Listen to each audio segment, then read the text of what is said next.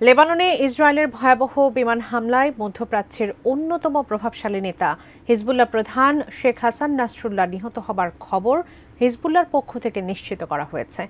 লেবাননে হিজবুল্লাহর ঘাঁটিতে হামলার মূল লক্ষ্যই হাসান নাসরুল্লাহ ছিলেন বলে মনে করছেন বিশ্লেষকরা। কে এই হাসান নাসরুল্লাহ, বিস্তারিত জানাচ্ছেন সঞ্জিদা সিলভিয়া।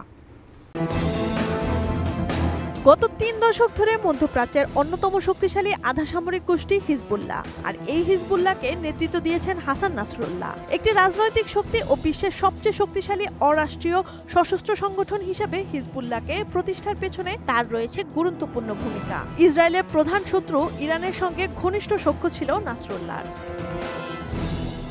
১৯৬০ সালে লেবাননের রাজধানী বৈরুতে জন্ম নেন নাসরুল্লাহ। বাবা আব্দুল করিম ছিলেন সবজি বিক্রেতা। তার ৯ সন্তানের মধ্যে নাসরুল্লাহ ছিলেন সবার বড়। ইরাকে গিয়ে ধর্মীয় বিজ্ঞান নিয়ে ৩ বছর পড়াশোনা করেন তিনি। কিন্তু সাদ্দাম হোসেন ১৯৭৮ সালে বরখাস্ত হওয়ার পর ইরাকে মেন্টর আব্বাস আল মুসাভিরের নজরে পড়েন ১৬ বছরের নাসরুল্লাহ। ১৯৯২ সালে মুসাভিরের মৃত্যুর পর হিজবুলের দায়িত্ব নেন নাসরুল্লাহ। মাত্র ৩২ বছর বয়সে হিজবুল্লাহ প্রধান হিসেবে দায়িত্ব নেন নাসরুল্লাহ। দায়িত্ব নেয়ার পর প্রতিশোধ নিতে তার নির্দেশেই ইসরায়েলের উপর চালানো হয় রকেট হামলা। নাসরুল্লাহর নেতৃত্বে হিজবুল্লাহ ফিলিস্তিনি স্বাধীনতাকামী সংগঠন হামাসের যোদ্ধাদের পাশাপাশি ইরাক ও ইয়েমেনের মিলিশিয়াদের প্রশিক্ষণে সহায়তা দিয়েছে। ইরানের কাছ থেকে সংগ্রহ করা ক্ষেপণাস্ত্র ও রকেটের এক সমৃদ্ধ ভান্ডার গড়ে তুলেছে হিজবুল্লাহ।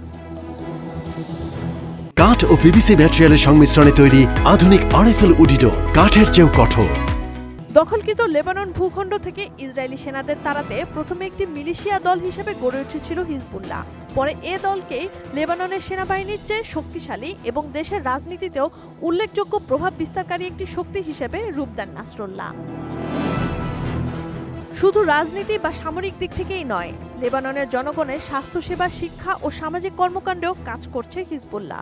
গোটা মধ্যপ্রাচ্য ও আরবে আঞ্চলিক শক্তি হিসাবে ইরানের প্রতিষ্ঠা লাভের চেষ্টার পেছনেও গোষ্ঠীটি গুরুত্বপূর্ণ ভূমিকা পালন করছে।